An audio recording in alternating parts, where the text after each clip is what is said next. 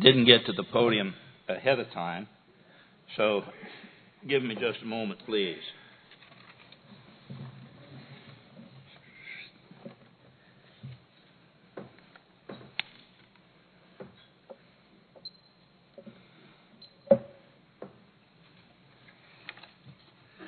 I'm a sexaholic. My name is Larry. When I was a caregiver for my dad with his Alzheimer's, two of his sisters also had Alzheimer's, and I wound up in the genetic study to see if there are genetic markers to identify this. And I've been tested now 5 years running, and they claim that I'm not. And I said, with all the stuff I forget, I got to be. And they said, if you can remember that we told you that you aren't, that proves we're right.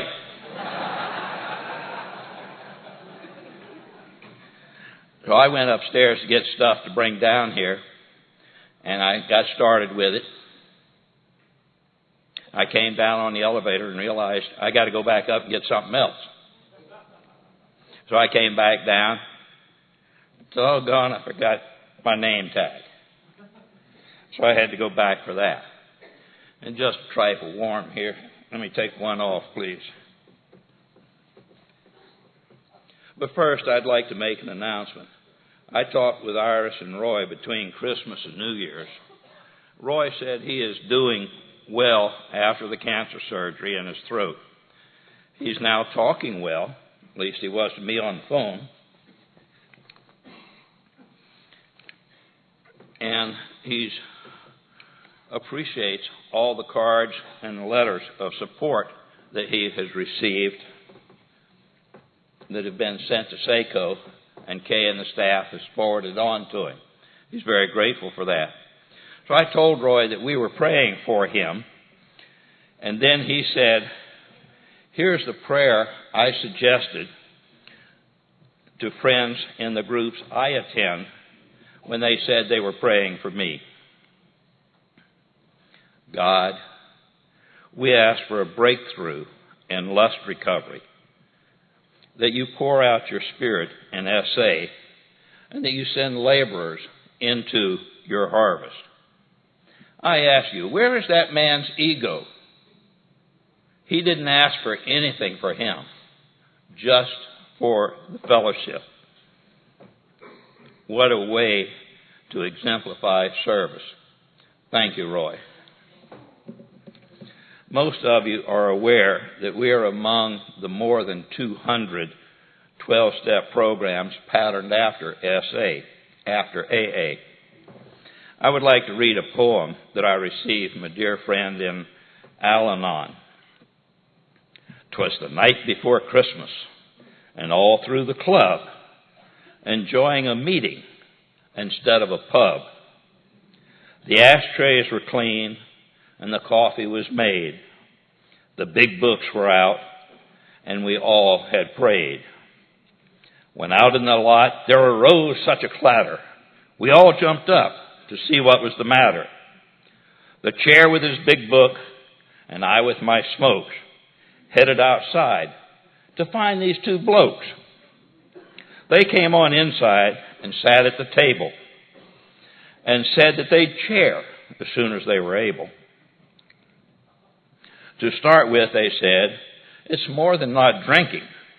It's doing your best to fix your sick thinking. Think, think, think. And the slogans we used help keep the newcomer from getting confused. Step 1 is a start, they said we should know. But after step 2, we'll be all aglow. We made a decision when we got to step 3. Step 4 was real tough. We all could agree. Step 5 is the one where we let it all out. And after steps 6 and 7, we're left with no doubt. When we got to step 8, we made our list. And then with step 9, we have to persist. After step 9, the promises ring true. We didn't just make that up right out of the blue. And after that, it's on with the rest. The things we must do to be our best. They put on their coats and got ready to leave. A pretty good end for a Christmas Eve. As to their names, we could only guess. Must have been Bill W. and Dr. Bob S. The two men hopped into a 35 Ford. Keep in mind, that's when they were alive. And as they pulled out, one of them roared, "We leave this message for our sisters and brothers. Trust God, clean house, and be of service to others." And for all of you people, I just want to say, have a nice holiday, but don't drink today. Today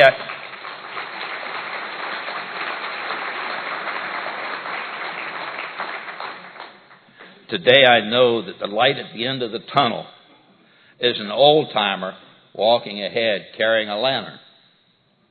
Be of service to others. That's what John, Bill S., and the committee asked me to talk about. I asked Bill where the teleprompter was. He said he didn't have one. And as I told you about my memory, I had to write mine out or I'd forget most of it. And I'm having a hard time. I had cataract surgery. Somebody talked about that. And so the right eye is just a blur for the small stuff. So my apologies. But what are my qualifications? I was molested by a teacher and a friend of the family who worked for my father when I was a boy. But my SA sobriety date is September the 1st of 1988. I've served...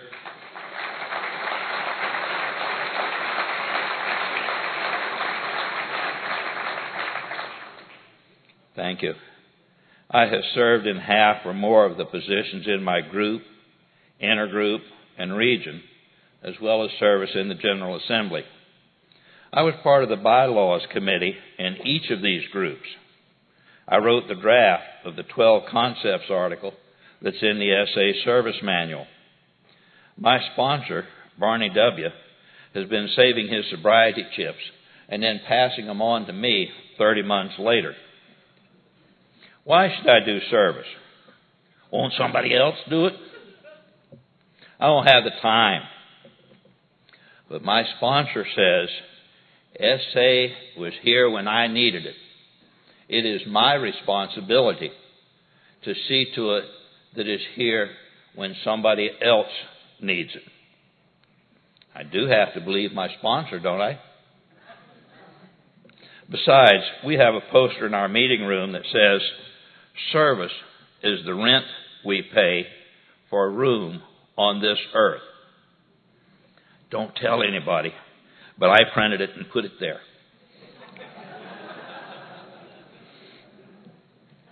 I wasn't even sure that I was going to be able to make this meeting.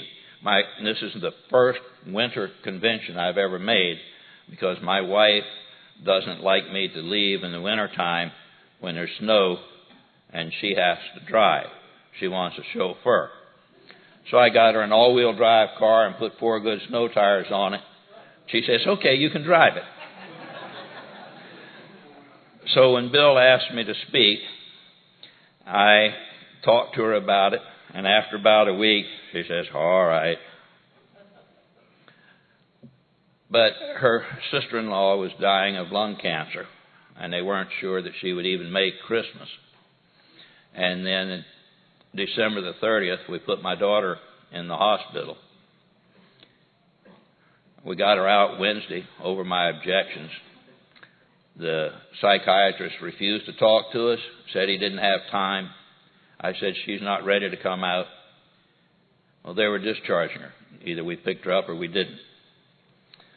So we got her Wednesday afternoon, and Thursday morning, here I came. During lunch, I got a phone call that Ann had died this afternoon. But my wife supported me, and I'm here. She recognizes the service commitment. When I was a newcomer, she said, "How long do you have to keep going to these meetings?"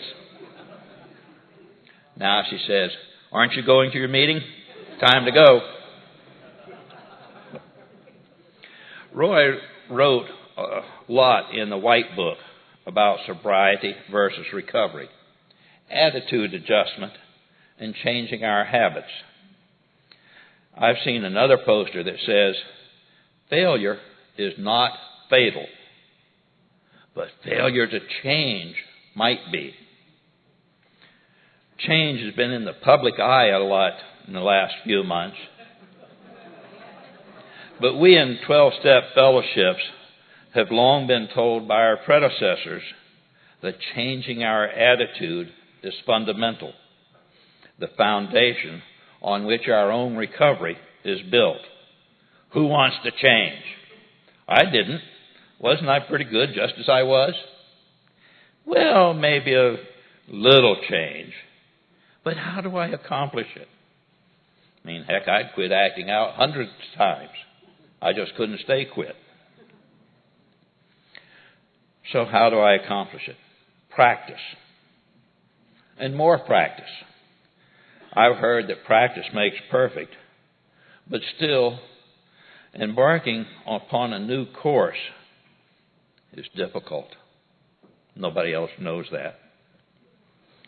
I needed to make practice a habit. Habits are tenuous at first, but with more practice and more reinforcement, they become as strong as a cable. That's what my acting out habit was. So I had to practice not acting out, but practice clear thinking, practice being of service to others. Guess what? As we heard earlier, it works. Indeed, it's one of the most beautiful compensations in life that no person can sincerely try to help another without helping themselves. 20 years ago, due to my misbehavior, my wife had asked me to leave. The big pedestal she had put me on had crumbled to ashes, and she was devastated. It was 2.5 years later that I was invited back, with conditions that I accepted. My service has given me enough opportunity to practice, and my practicing has paid off for me and for us. With more time and practice, we became better with our communication skills, expressing our feelings, and more importantly, respecting and understanding each other. 2 years ago, we celebrated our 45th wedding anniversary with a trip to Hawaii.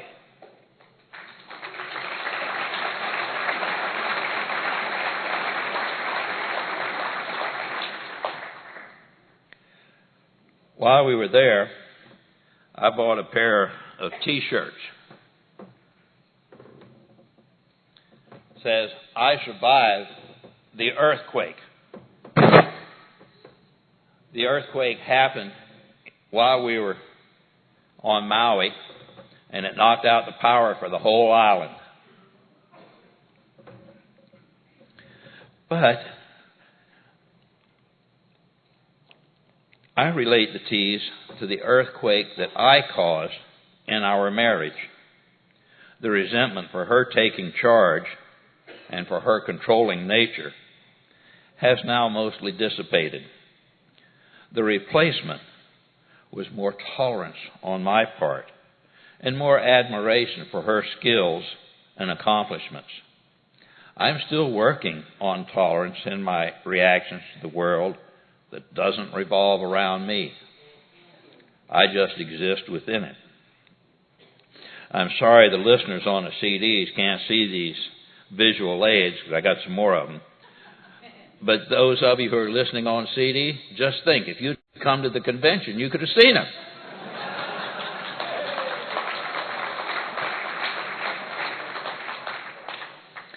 In serving others, blowing up doesn't help. This T-shirt of the volcano blowing its top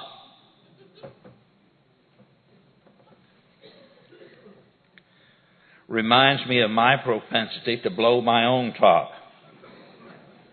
Harsh words and a judgmental attitude can cause as much destruction as the lava flowing down the sides of the volcano, igniting everything in its path.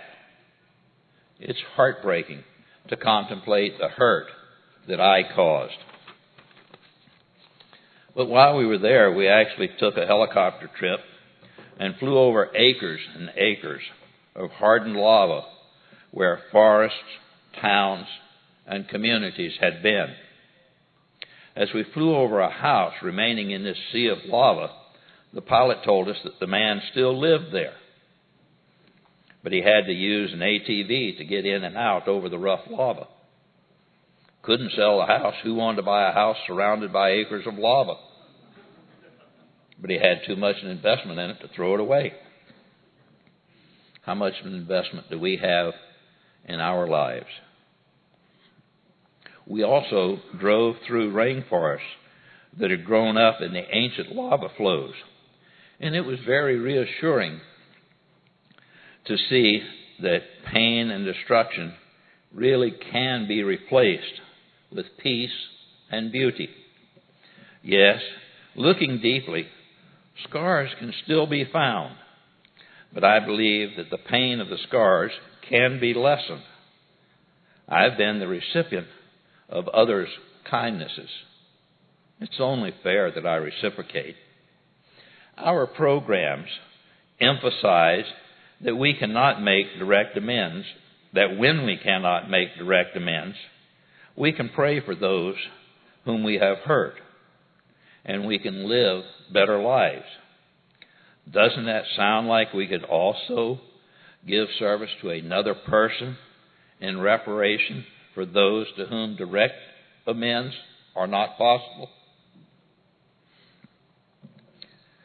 One surprising thing for me is that when I freely serve someone, I feel better. Why? I don't have to know. I don't even have to care. But I thank my higher power when that happens. The 3A's theme of a previous convention, and I notice there's an upcoming marathon that has that same theme, awareness, acceptance, and action. That's the answer. All that really matters is that my program actually works when I work it. And when I serve someone else, things do get better. For example, working on our intergroup bylaws made working on our regional bylaws easier and quicker, even, or maybe because, other servants of the fellowship also had experience from their own bylaw committees. Then came the total fellowship bylaws, and we hit a wall. A good set, we thought, was presented, and it was rejected. And then another. Why was this expanded pool of experienced servants unsuccessful? I think the short answer is that the new situation involved satisfying the laws of the state of Tennessee, because our bylaws are an legal instrument. So we had to expand our pool of experience and knowledge even further. So we included the trustees and SACO, and the lawyers finally approved the bylaws. Since then, the General Delegate Assembly has asked for more personally delivered reports from the committees and the trustees, and for the trustees and Kay to take part in our discussions. Another lesson learned. When I'm unable to succeed, I can ask for help. Personally, I'm such a poor speller that frequently the spell check in the computer cannot come up with a word that it says I have misspelled.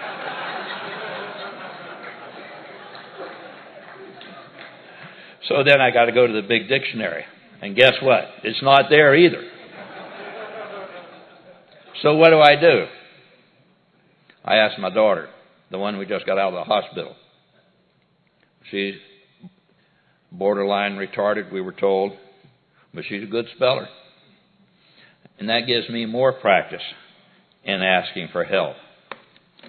I think that lesson was presented with joining SA in the first place, wasn't it? Asking for help. Seems that we need to keep practicing in all of our affairs. And this includes being of service to the fellowship. Now I'd like to ask this assembly a question. I ask both husbands and wives and singles to answer.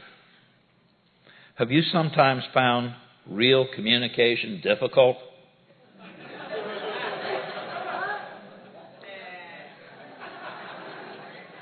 Or is it the lack of good, honest communication that makes things difficult? I think that this is both the easiest and the hardest and frequently incomplete part of our lives. We need to practice communication within our families, jobs, and service work. Experience not shared is of very little value of others. Isn't that why all our meetings include sharing our experience, strength, and hope? Bill R. Jr. said at a meeting years ago that we have to carry the message. We have to tell them whether they want to hear it or not, especially if they don't want to hear it. My home groups will attest to my following that practice.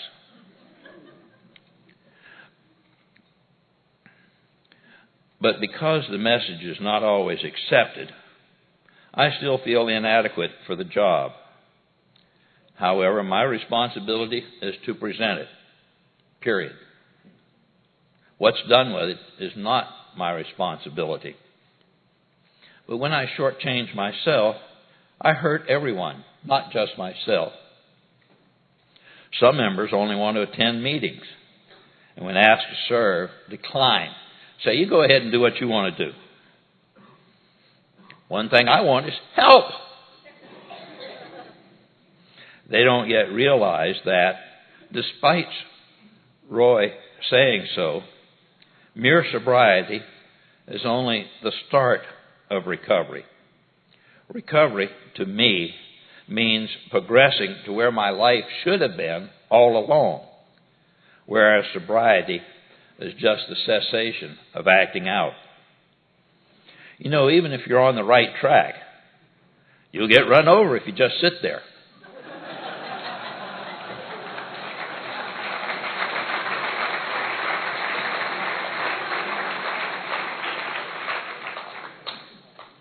Sure, sobriety is critical, but declining service is like getting up and leaving the table before they serve dessert. Roy talked with me about victory over lust, personal and group inventories, and the dangers of internet pornography. I believe that victory over lust is our common goal. However, before coming to these meetings, we had no idea how to accomplish that, and our efforts had been unsuccessful. Fortunately, help is available, and we have been lucky enough to find it in our 12-step meetings.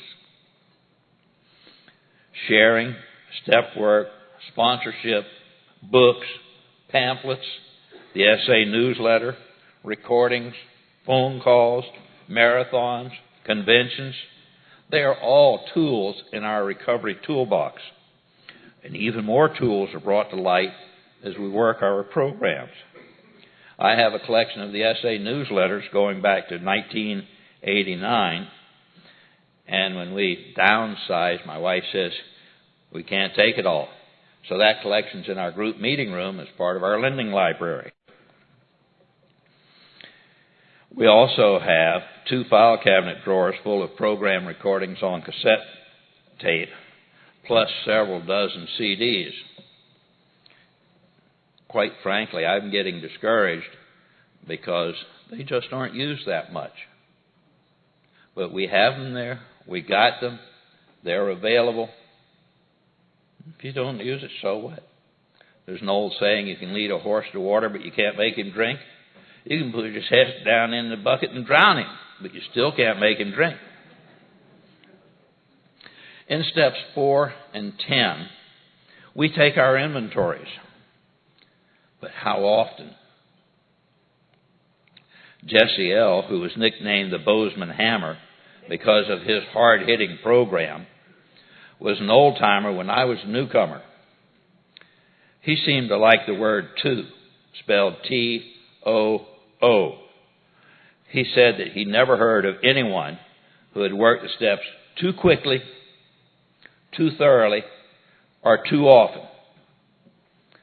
Practice and service, step 12, fit right here. What about our group inventory? Have you ever been a part of one? Good, some of you have. Does your group routinely do them? Have you ever heard of one? That is a good service opportunity. No blaming, just brainstorming, honestly, openly, and willingly about where the group as a whole is in recovery. Roy told me that the group he attends was very concerned about members intentionally viewing internet porn while still calling themselves sober. Their discussion within the group inventory resulted in this addition to their meeting agenda. This group does not support the practice of deliberate exposure to porn of any kind as being consistent with either progressive victory over lust or sexual sobriety. We do wholeheartedly offer, under God, our experience, strength, and hope to any who want to stop lusting. By the way, this quote, an inverted pyramid, and some other papers are available down here and a couple over there. You're welcome to help yourself to them. What's left over I'll take back. We'll probably run out, and if you're really gung-ho, ask Kay and give me an email address and I'll email it to you. She'll forward that. But Roy did ask if anybody wants to add that to their meeting agenda, to do it verbatim. He doesn't want it paraphrased. But let's think about what this group did. Polling the members gave each person the opportunity to share his own experience, strength, and hope while focusing on one specific topic.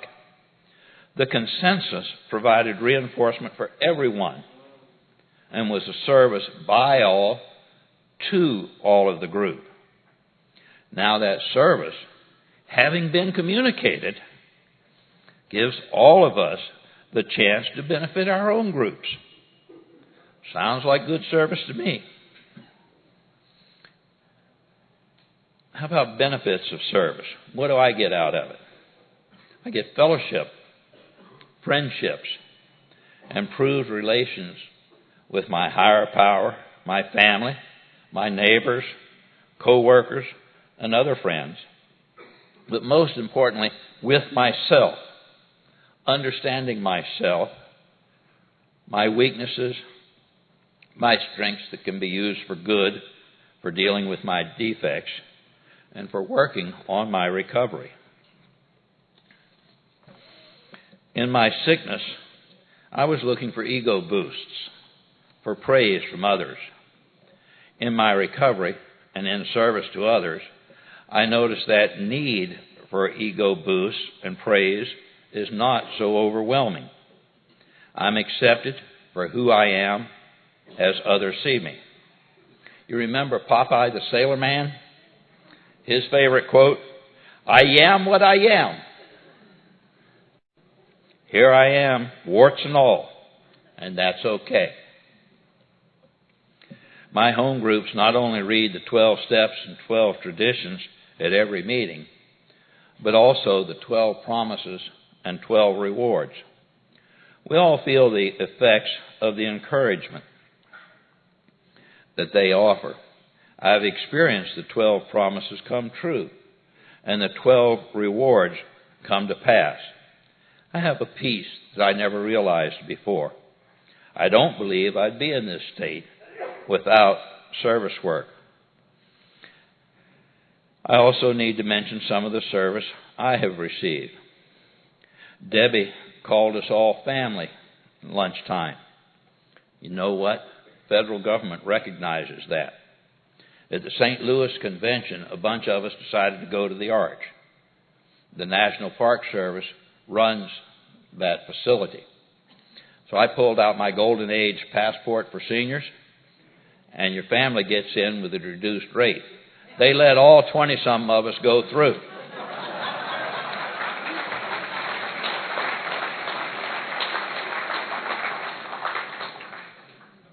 At the Oklahoma Convention, the flights out were only a single flight in the morning.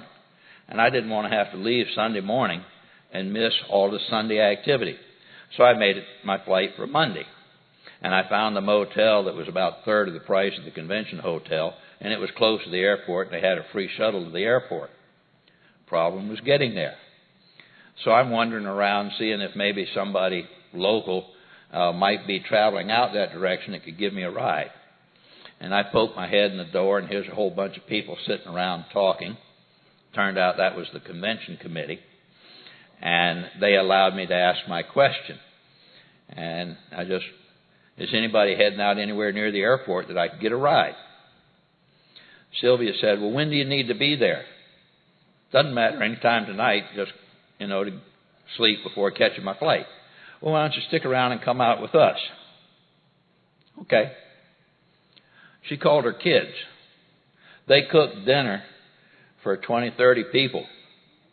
And we went out there, and Gene took us for a ride in the lake in the speedboat. And they had this great big TV screen that we watched and had a good time.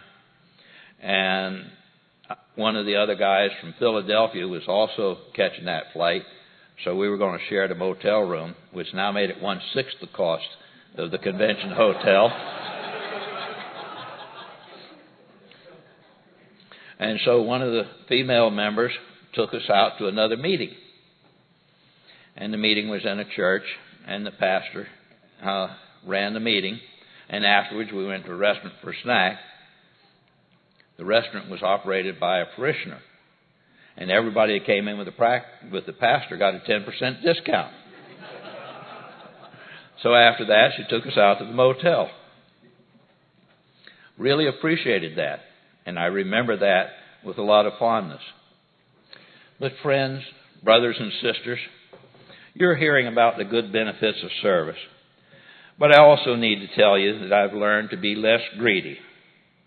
While I love paying back and being of service in the General Assembly, the region, the intergroup, and the home group in SA, I'm also active in several church ministries, and I have 2 special needs adult children who also require a lot of time and energy. I strongly desire to complete my term in the General Assembly. I had turned down the first 2 nominations to chair the GDA before accepting the 3rd time because I was asked to do it. But I'm definitely going to get out of the way and make room for you and you and you and you.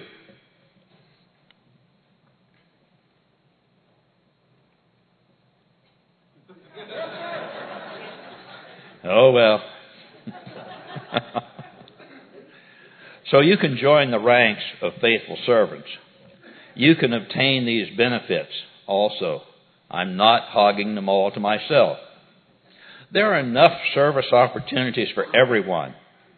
At the bottom of the inverted pyramid, trustees are needed. We've got 2 open slots now. 2 trustees are rotating off in July. That's 4 open slots. We're allocated 9. We need trustees. The delegates task the trustees with running everything. We need more people or they're going to quit, and then nothing gets done. So hunt up some trustees, candidates. Get a referral from the group and the intergroup. Pass them on to Kay, and she'll get them to the nominations committee and go forth with them. Trustee requirements are for about 5 hours a week of work. That's when you got 9 of them. And it's an unpaid job. So we need to keep that in mind, but we do need them. There are also lots of openings for alternate delegates, regional representatives, and alternate representatives. Committee members are needed at all levels, trustee, region, and intergroup. Now, for example, the Finance Committee wound up with 50 pages of data on SACO's finances. And if you really want to see it, Kay will give it to you. And if you express interest, she'll ask you to join the Finance Committee. Remember that most of us got started by helping set up and clean up at our group meetings before moving on to intergroup service and regional service. All of these service positions sound important. Indeed, they're very important. However, the absolutely most important and most basic service position of all is sponsorship. Remember my sponsor Barney's comment. SA was here when I needed it, and it's my responsibility to see to it that it's here when somebody else needs it. Whatever experience, strength, and hope I have was obtained with the help of other members. Shame on me if I don't give back what I have received. Most of us realize that sponsorship service is not a one-way operation. When I'm asked how many sponsees I have, I say, I don't know. If I count only those who do what they said they'd do, I don't have any.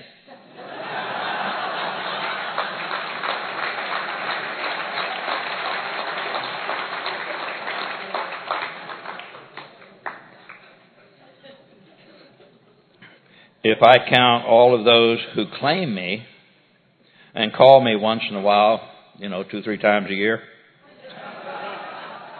then I have about a dozen. And quite frankly, I find this disheartening. Everyone, please contact your sponsors. Sponsors are people. They have needs also. Let them know they're appreciated.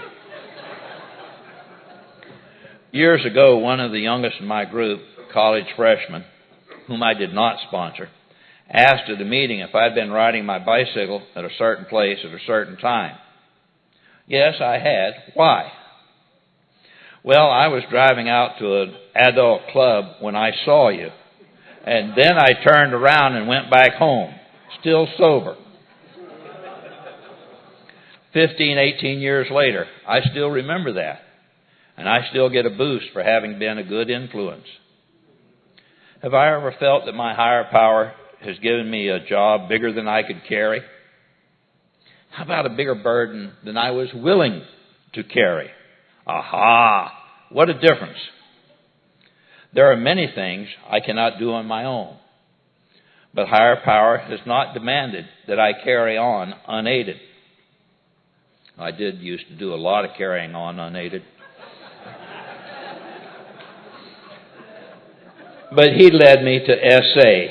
He put sharing and caring people in my pathway there. I only have to be willing to take the actions. There even may be something to that effect in the big book, or the white book, or the green book, surely in the 12 and 12, Step into Action, or the blue book. Gee, maybe this is another indication of the way I should live. Why, I even bet there are mentions of service in one of those books. My sponsor's statement, SA was here for me when I needed it, and it's my responsibility to be sure that it's here when somebody else needs it. and the idea of service being like paying rent sure seemed to fit. Paying higher rent usually yields nicer living experience, and it shows more service also yields higher dividends. Don't take my word for it. Ask your sponsor. Ask those with long-term sobriety. Ask those who keep coming back. Remember, there are a lot of pass-outs up here on the edge of the stage. I beg all of you to remember that it is choice, not chance, that determines your destiny. By not choosing to reject temptation, I, in effect, made the choice to become a sex addict. But today I can make the choice to reject lust and acting out. I can choose to live free. What do you choose for yourself? Bill, would you please join me up here? This is my speaking shirt. For those of you who cannot read the front of it, it says, "Talk is cheap." I wear it because I agree with that bit of cowboy wisdom. The best sermons are lived, not preached. But Bill, would you please read the back of the shirt to everyone? You can talk the talk, but can you walk the walk?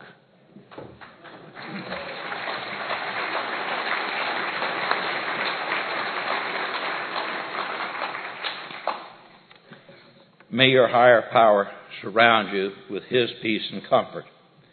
I thank Bill, John, and the committee for inviting me to speak, and all of you, my brothers and sisters, for listening. Let's go get ready for the entertainment.